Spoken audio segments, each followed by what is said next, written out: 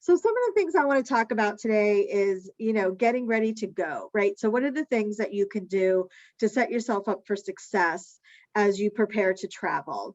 Traveling is always stressful, even when you're super prepared and without a pandemic. Leonard, Delion. Join the meeting. Oh, sorry, I hear an echo. Okay. So, preparing and packing is really important. How you travel. Are you going to go by car, air, train, right? This will kind of impact how you move about the country or beyond and how you prepare for that.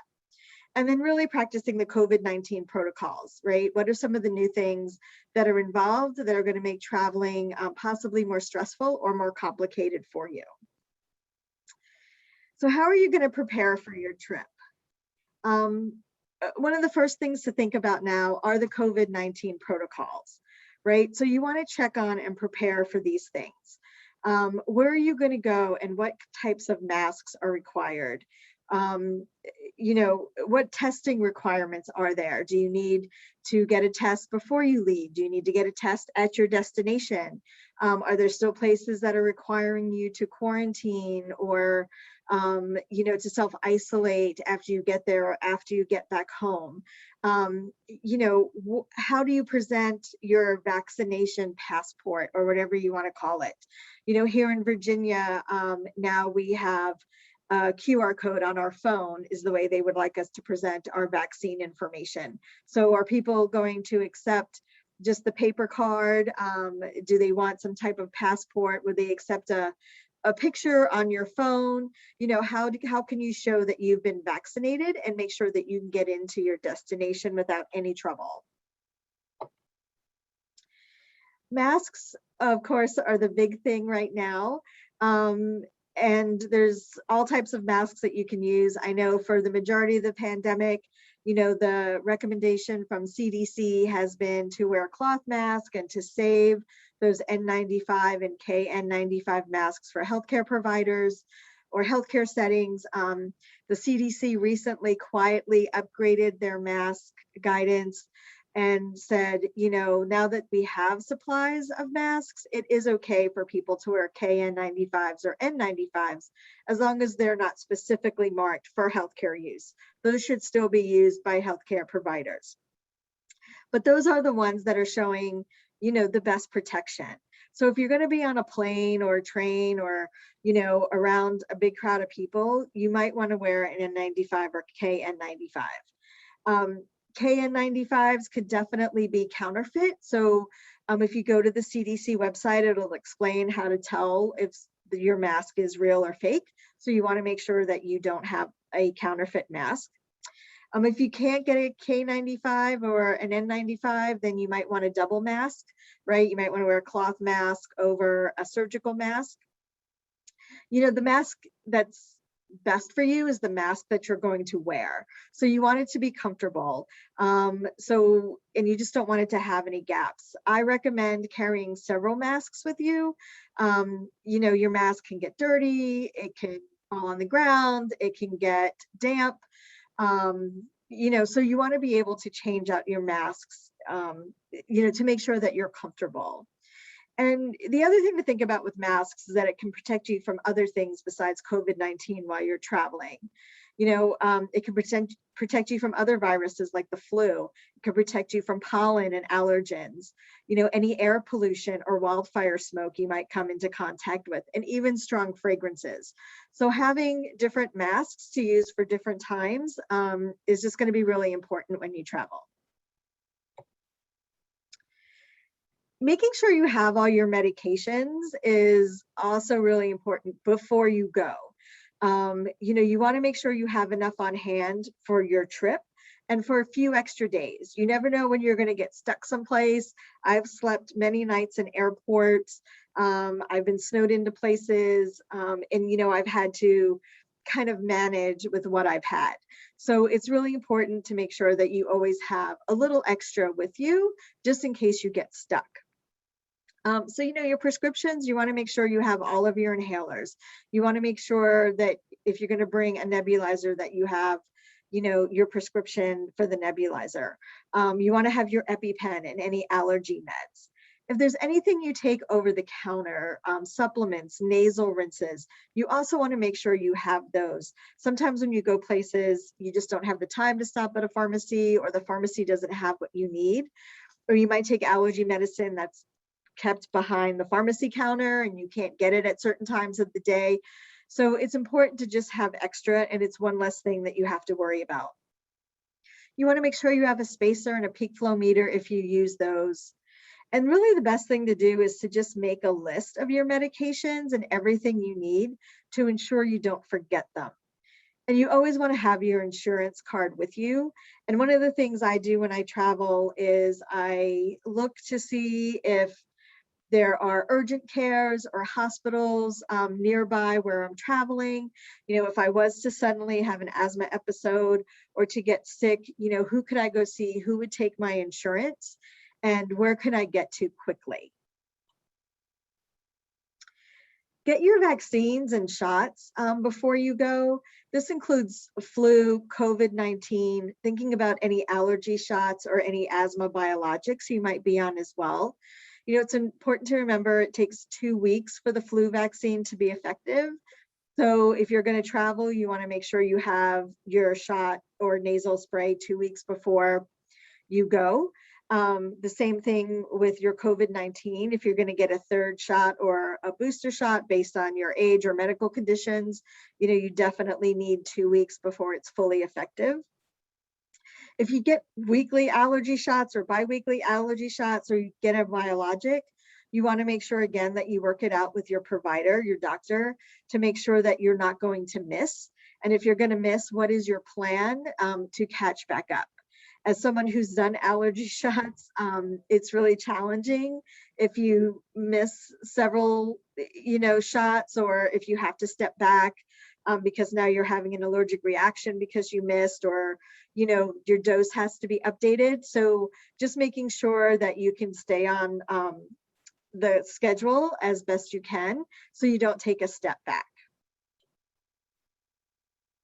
And your asthma action plan should always be updated before you go, right? I mean, we tend to change medications based on episodes or symptoms, or maybe based on the type of year it is. Maybe you're going someplace where you might actually need additional medication because you know that you have more allergies there, or you're going into a colder climate and cold is an asthma trigger for you. So you want to talk to your doctor about updating your asthma action plan. You want it to be accurate for what you're doing now, but you also want it to be accurate in case you're going to make any changes to your treatment plan while you're vacationing. If you're going away for a month, you might definitely need to up your medication, or maybe you can reduce your medication, again, based on the triggers you're going to be around. So it's just super important to make sure your action plan matches your treatment. And make sure that other people have a copy of your action plan, right? If you were to become distressed or have a severe asthma attack, you want to make sure that other people can find your plan and, help you take your medication, get it to a doctor if you need to see a medical provider, and just help you with that. It's always good to have other people know what to do in case of a breathing emergency. The other thing I suggest is checking the weather before you go. The weather could be very different from where you are to where you're going, right? So what triggers your asthma? Is it heat and humidity? Is it the pollen counts? What about poor air quality days? And what are your plans going to be if, again, there's wildfire smoke, or there's, a great amount of pollution, or it's a bad air day, right? How can you alter your plans to make sure that that is not going to trigger your asthma? Does cold, dry air trigger your asthma? And if so, how are you going to manage that while you're there? So these are just important things to think about. And, you always need to be prepared for different triggers when you travel. So you might be exposed to something that you've never been exposed to before that is going to trigger your asthma or your allergies.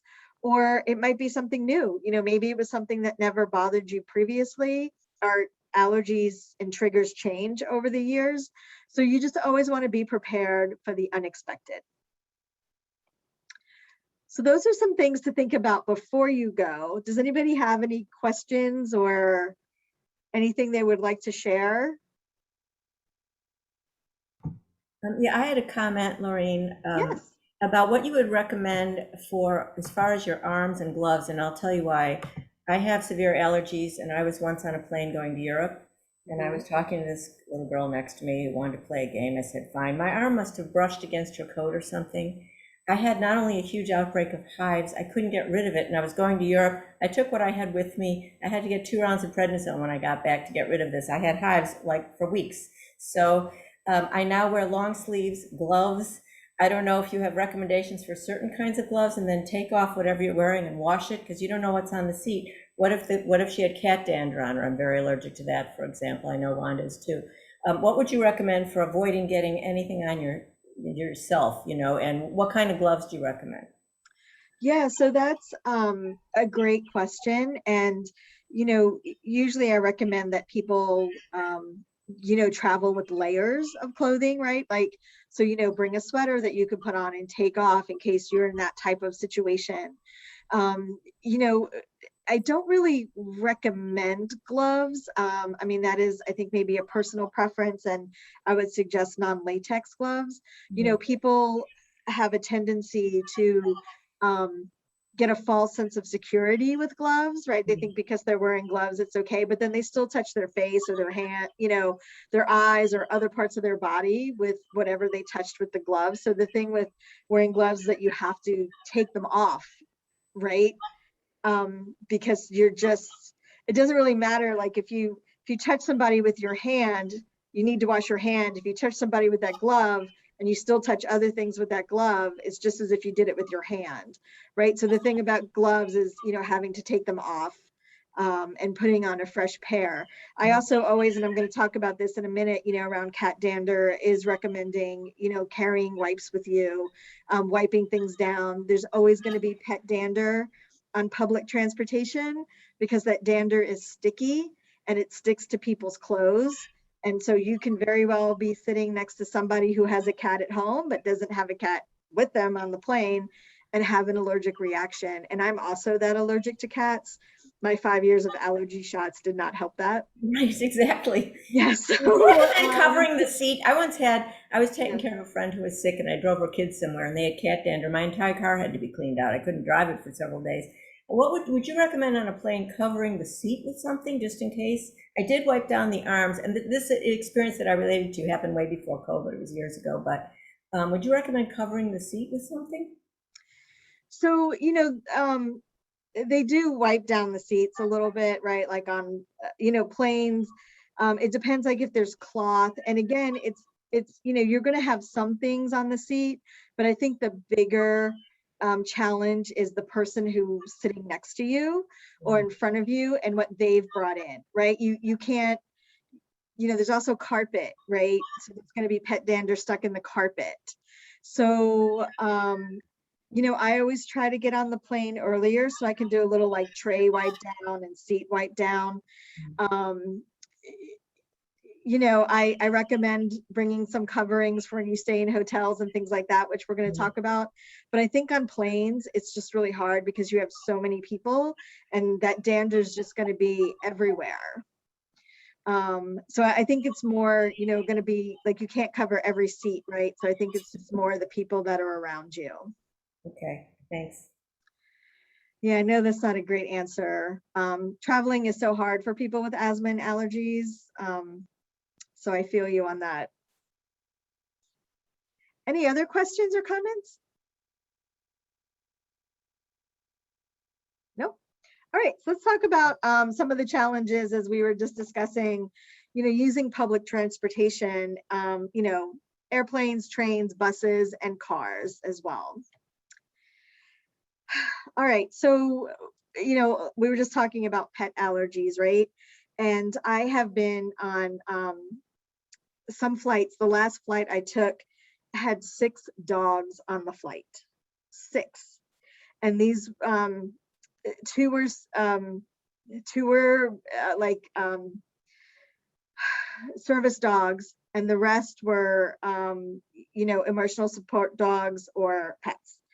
So it was really difficult. 6 is a lot to be in a small airplane. And I've also been on flights where, there's been cats and carriers under the seat, which is a real problem for me. So some of the tips I have, sometimes these work, sometimes they don't, is I always try to call the airline first when booking a flight. I try not to do it online, even though that's easier, but I try to call the airline and specifically ask, what is your policy? And, how can I be protected? And I always ask if I can get on a pet-free flight. That has worked most of the time, but sometimes I do end up on a flight with a pet or an animal. So it's challenging. So I ask if the pets are allowed on the planes. Can I get on a pet-free flight? Where are pets allowed to sit? Can I get a seat away from pets? So I usually try to fly the same airline, so I kind of understand like what their rules and guidelines are and what I can do if there's a problem. I was on a flight and I paid extra to like sit up front because I had a quick turnover. And at the very last minute, a young man came on the plane with a cat and he sat right in front of me. And I asked, if he could be moved. And I was told, no, you can move. And if you don't like being on the flight, you can get off and, get on another flight. And I ended up being moved to the last seat on the aisle right next to the bathroom in the back of the plane. I ended up talking to the airline about it, and I talked to the flight attendants who were very upset, who were also saying that they had allergies and they were not told when pets were going to be put on the plane, and it was very difficult for them as well. So it is one of the things that AF has been working on with different disability groups and the airlines to kind of figure out what the solution is. Nobody wants a pet to be in the cargo area for sure, but people who have asthma and allergies also deserve to be able to travel without being exposed to their triggers. And I know when I travel, this is some of the biggest fears that I have, which is, what triggers am I going to encounter on the plane or the train? So, I think you also have to be, prepared to get off the flight. Now with masks, hopefully that's more helpful. But again, all planes will have some level of pet dander because people do bring that in on their clothes, and that is going to end up in the carpets, in the seats, and just floating around the air. And there's really not much you can do about it. The same with the trains. I do the same thing. I call and let them know that I have a pet allergy. I ask where the pets are going to be. Can I have a pet-free car?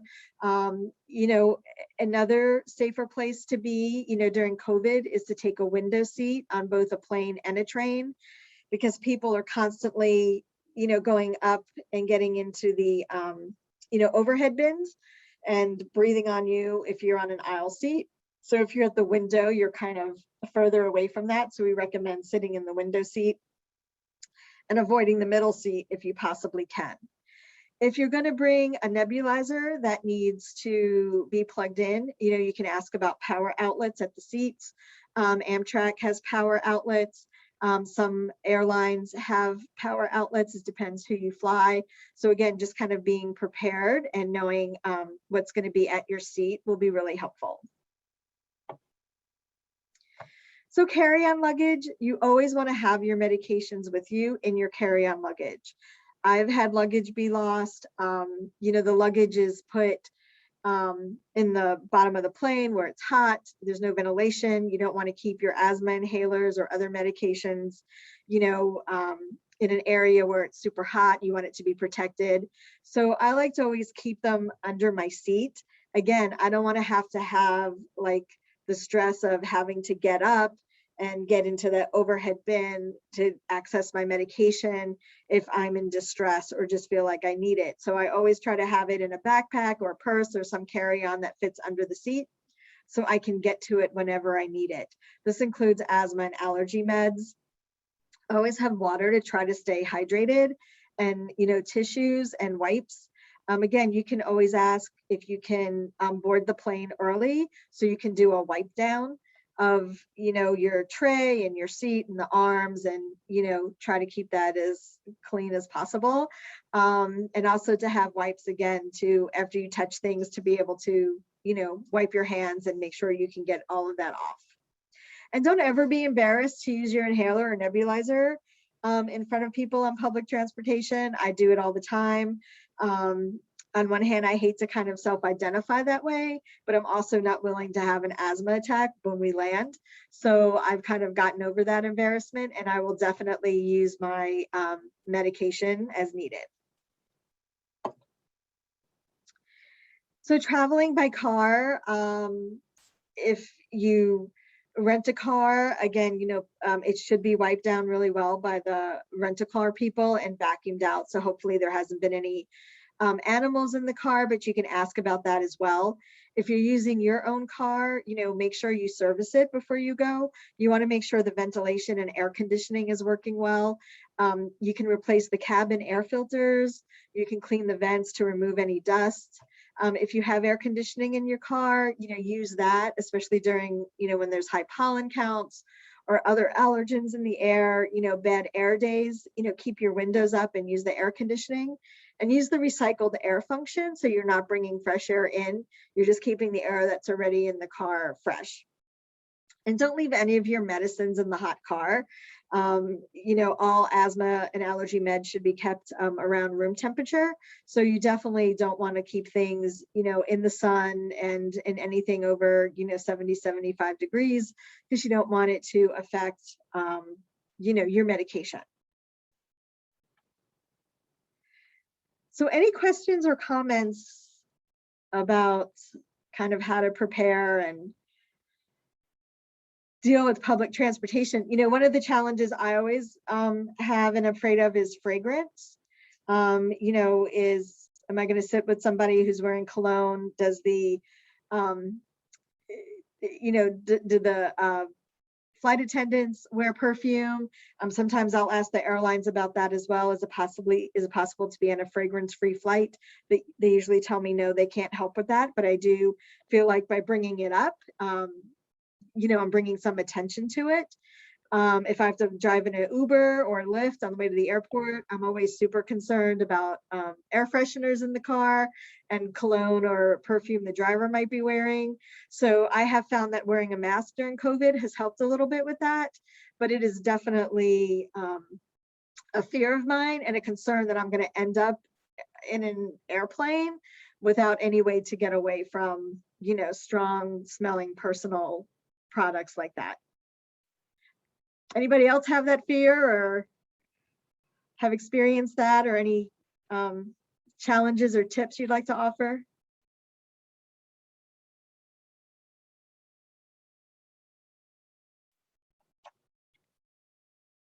No? All right, so let's talk about some overnight accommodations. So hotels can always be challenging. I went to a conference in California right before the pandemic hit, and the whole hotel smelled lovely, but it was really bothering me. And so they had a signature scent that they actually, put through the air vents, through all the conference rooms and the lobby and every place in the hotel. And then each hotel room had those like Reed air diffusers. And so when I asked for a room that didn't have one, they thought that that was just the craziest request, because everybody loved the way they smelled. And I actually ended up switching hotels and staying in a different hotel than the conference was in, because, the fragrance was just so strong.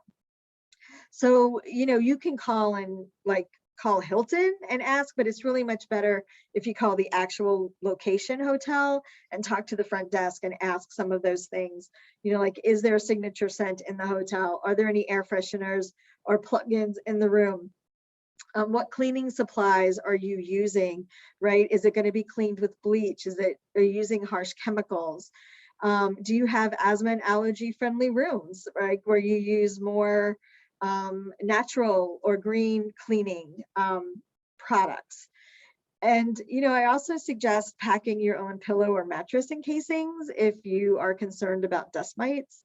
And I actually have like the little sleeping bag kind of thing that I got at Bed Bath and Beyond that I bring to hotels, that I sleep in, because it's like an encasement and keeps, you know, me from being around dust mites, and it just gives me a little peace of mind.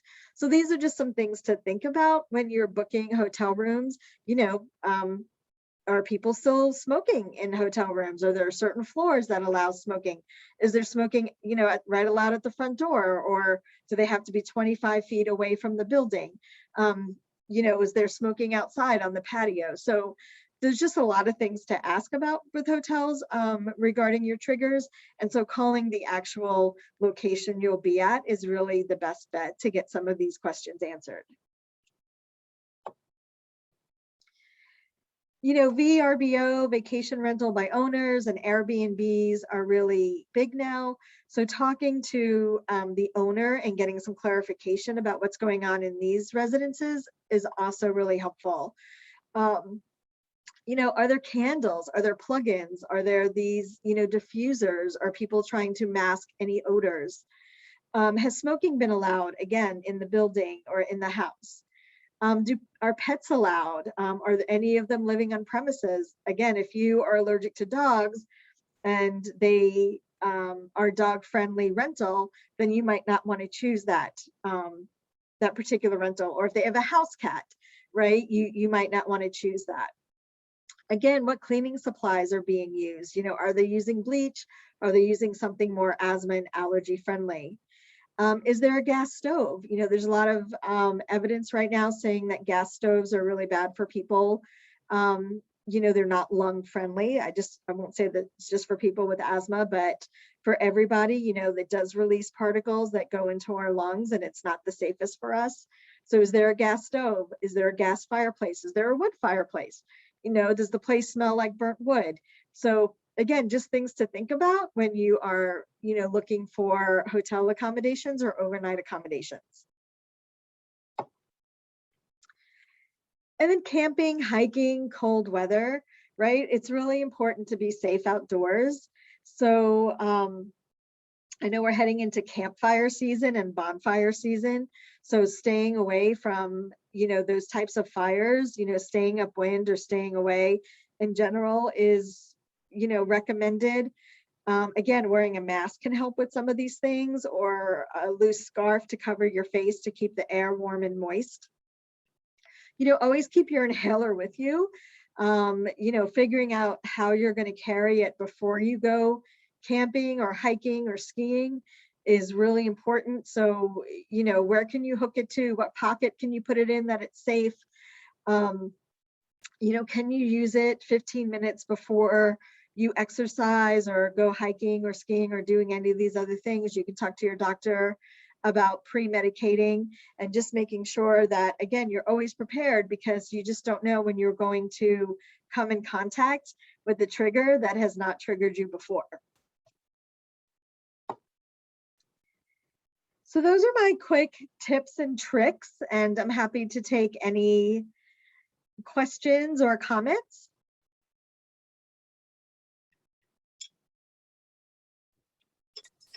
Maureen, it looks like Wanda shared in the chat that her major trigger is third-hand smoke.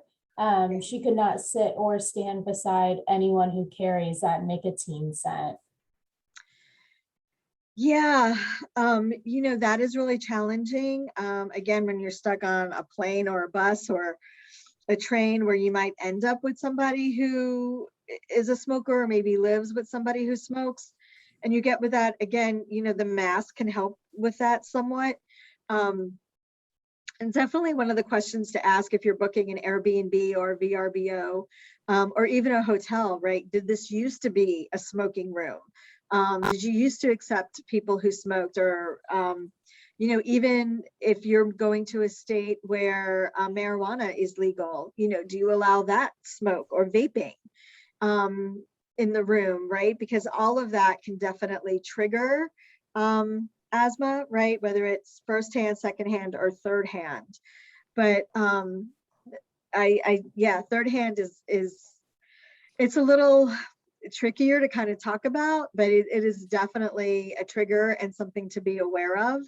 I think, the biggest thing is, we have to be willing to advocate for ourselves. I've called a Lyft and sat in the car and the air freshener was overwhelming. And so I got out of the car. I've talked to Lyft and Uber so many times about asking to have, cars that don't have air fresheners in them, and have gotten nowhere with that. I have asked to move on a plane, because somebody's hairspray has been too much for me. And I've had to, again, give up the good seat that I paid for and move to a different seat, because it's been a problem. So I think being able to advocate for ourselves, and if you end up with, sitting next to a person like that, can you ask the flight attendant, quietly if you can move, and, switch seats for whatever reason, and, just advocate for yourself, to get into a better breathing situation. Just following up on the comment that I posted on the chat, that was my last experience traveling, and it was actually not on the plane. It was on the TSA security line. This person just showed up out of nowhere, and he just stand beside me, smelling like he just smoked 3 cigarettes back to back. And so it for me and my asthma is just an immediate reaction. I don't start sneezing or coughing or anything. I just have an immediate bronchospasm. And so I just kind of back up, and the TSA agent looked at me like, what's going on? And I said, I cannot, I'm getting sick because of the smell. So, and my inhaler is being x-rayed on the machine. So I don't have it because I'm about to go to security. So I can't have anything with me. So, but I just backed up, and so the TSA agent was so gentle and nice, and recognized my emergency and let me pass first. And so once I got that, I took my inhaler out of the bag and immediately used it. So yeah, so that's those things that you can't prevent that. Some Right. just smoke, or they're smokers and they're smoking their cars, and they just get, from one vehicle, they go into a train or airplane. Is that so? And again, if and you mentioned it, Lorraine, if you're going to use the inhaler in front of everybody, just don't let that bother you. Just use it. And also, as we advocate in our asthma program and everywhere, learn how to use your inhaler. Sometimes the spacers are a little bigger and you can't carry them, but so if you use, just learn how to use your inhaler properly, that will be more effective when you have to use your medication right away, and start, using just puff yourself and just basically puffing the back of your throat. So that's, very important when in that. And just going back also on the scents. Yeah, I have had to move from seats because people are wearing a lot of perfume or cologne or third hand smoking.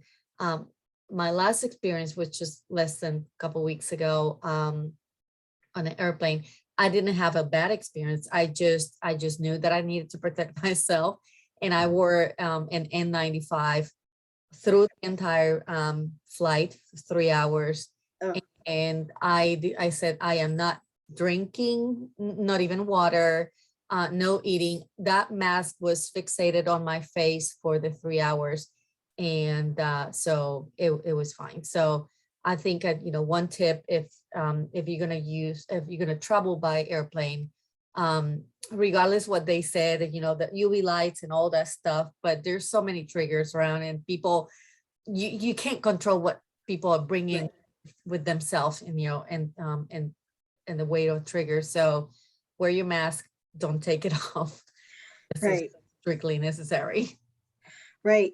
Ask if they're, filling the middle seat, and, um, you know, uh, asthma and allergies are a disability, just like any other, chronic condition, and we have the right to ask for accommodations. And, um, I've moved seats several times. I've let, flight attendants know that although I think you smell lovely, it's a lot for somebody, like me, to be stuck with all of these scents in one area. I've had the same thing on, like taking the bus locally, or, even the subway.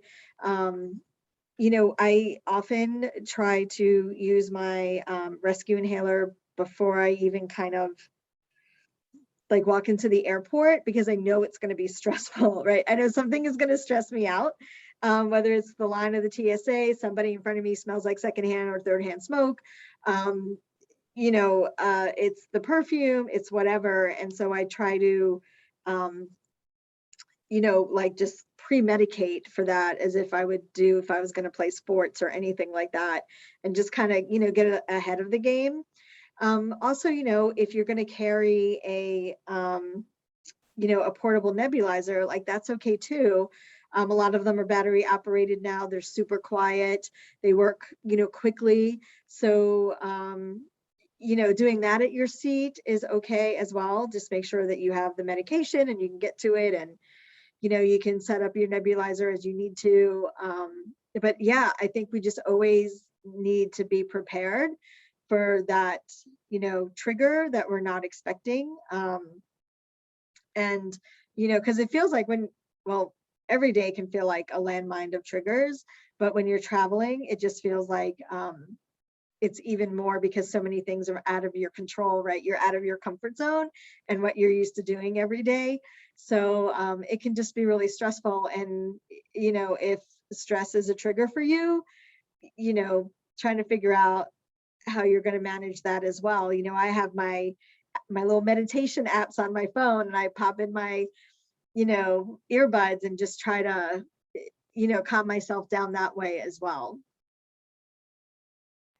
Maureen, somebody just shared, Sandra just shared that the Marriott hotels are asthma and allergy friendly. They provide allergy friendly rooms. I was wondering if we could share with airlines, because I don't think all airlines are alike. Some are more amenable. I have been able to change seats on occasion. If anyone wants to share good experiences they've had, airlines they would recommend, or even airports. Like I know flying out of Palm Beach County, I mean, which airport? I prefer West Palm, but they don't have as good a selection as, say, Fort Lauderdale. But, if you have any tips, airlines you've liked, other hotels that have been amenable to helping you with your asthma and allergies, please share it with us. Yeah, I try to fly Southwest, because you can choose your own seat. And so that has been a little easier for me to kind of, move around, right? Because if you're assigned a seat, they, sometimes they won't let you move until everybody is seated, and then they'll try to find, somebody to swap with you. Whereas Southwest, they're definitely a little more amenable to, letting you move around. Like, so if I get on the plane and somebody sits next to me that I know is going to be a problem, I can just get up right away and move to another seat, and nobody's going to say anything, because it's open seating. So, I have found some luck there. I know on Virgin, which is no longer Virgin Atlantic, it's, I talked to them about pet-free flights, and they just said, well, somebody needs to bring a donkey. I mean, they actually said this: if somebody needs to bring a donkey on board, we'll let them bring a donkey on board if that helps them. So, so I think, again, calling the airlines and actually getting a better idea of what they offer, and kind of who they prioritize. Is someone with a emotional support animal going to be prioritized over somebody who has a life-threatening allergy? Then that's not the airline that I necessarily want to fly.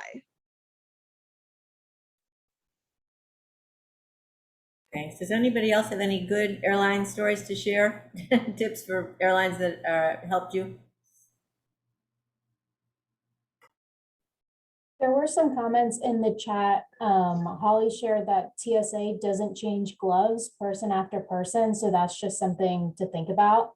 Right. And Robin suggested pre-treating with your rescue inhaler. I think you guys mentioned that before you go into the airport, but 15 to 20 minutes before potential exposure.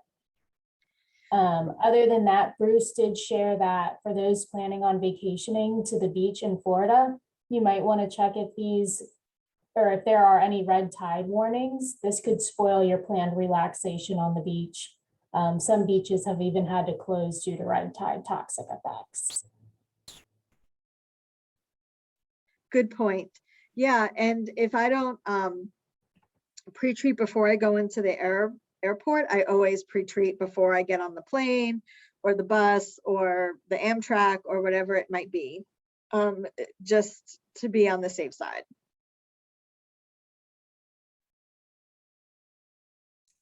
And something important, Lorraine, as a, as a future certified asthma educator, therapist, is to use your controller medications every day. So this is something that will help you if you have asthma and you have control medications that you have to, you are prescribed to take every day. Just, keeping yourself medicated, throughout the year, it will make it a little bit more manageable instead of just having an asthma flare because you're traveling and then you need to go to a doctor, start all over again with your controller medications.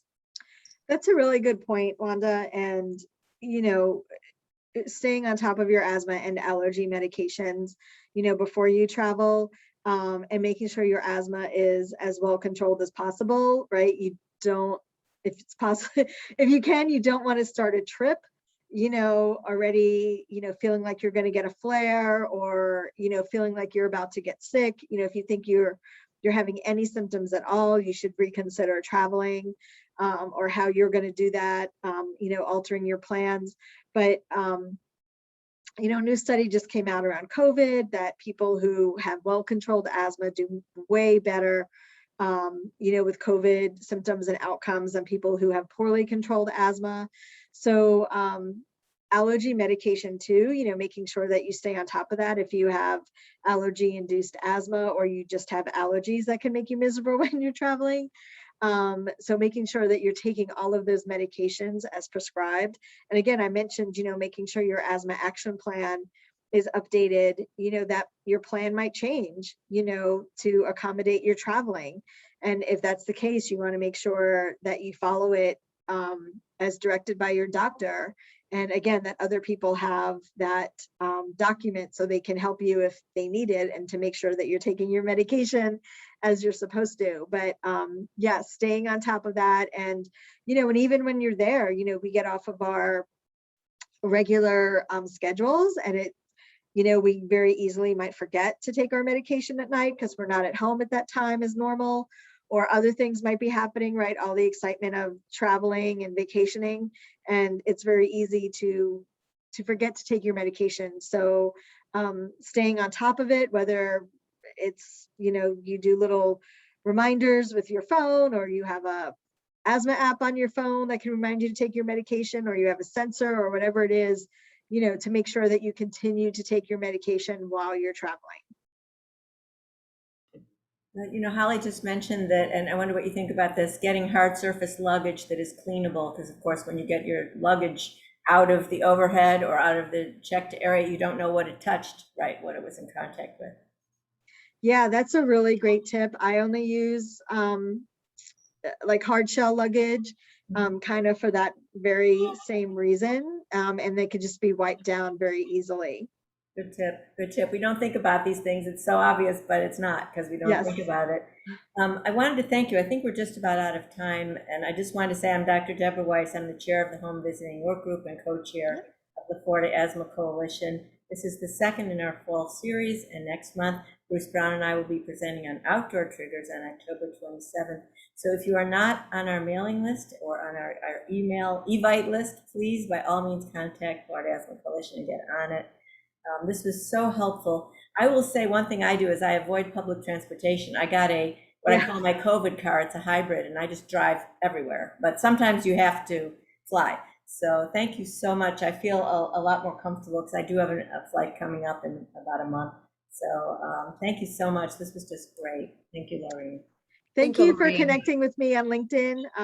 And thank you, everybody. I appreciate the invitation, Wanda. It's always so great to work with you. And my contact information, Wanda, you can send the slides if you want to, or I can send you a PDF if you'd like to send the slides out to everybody.